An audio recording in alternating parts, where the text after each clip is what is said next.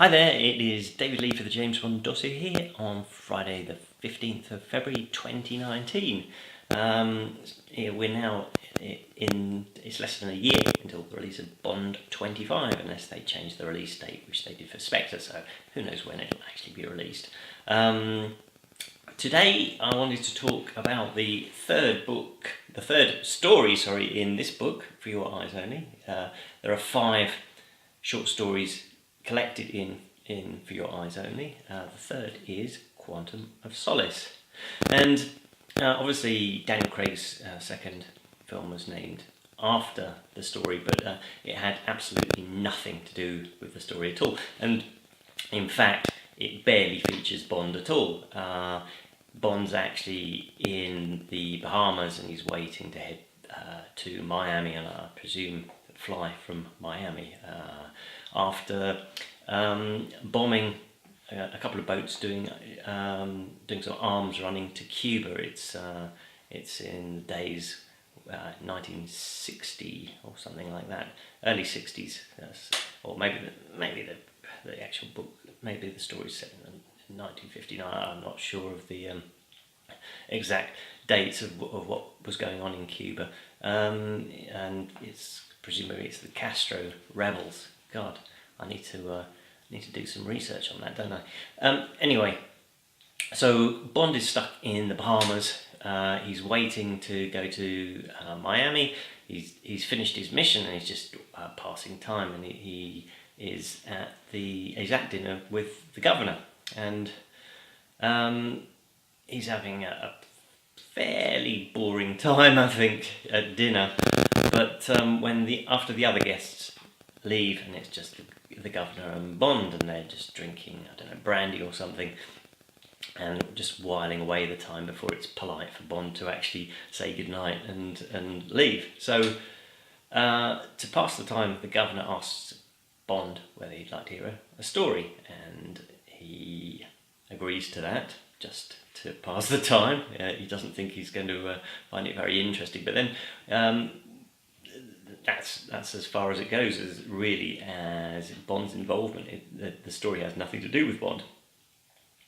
And so the governor tells Bond the story of a young man working in the civil service, and he was in Africa, and how he, I think probably flying back from Africa, and he met an air stewardess, which is how the conversation started. Bond saying that he always imagined he would like to marry a stewardess, and the governor says, well, yeah, yes, but, and this story. And so this chap, presumably it's a pseudonym, Philip Masters I think is his name, and he meets this stewardess and they get married, and he gets posted to Bermuda, and they have a nice house and all the usual stuff going on in their lives. But then she decides to run off with one of the local playboys and humiliate her husband. So the story that Bond is told is about that, and then how Philip Masters exacts his revenge on his wife. And it is interesting, even though it's not really a Bond story. So it's fairly atypical Fleming. It's not the 2 previous stories I mentioned. They are mini Bond adventures. This definitely isn't, but it is interesting. And I haven't read any Somerset Maugham, so I can't comment on whether it is close to it or similar to it in any respect, but I know that that is supposedly what Fleming, the kind of thing that Fleming was after. And I don't know, if you've read anything by Somerset Maugham, then you are in a better position than me to make that judgment. Okay, so that's Quantum of Solace. It, as I said, it lent the second Daniel Craig Bond film its name, and the Mr. White's organisation also derived its name from it as well. But apart from that, the film has nothing to do with the book.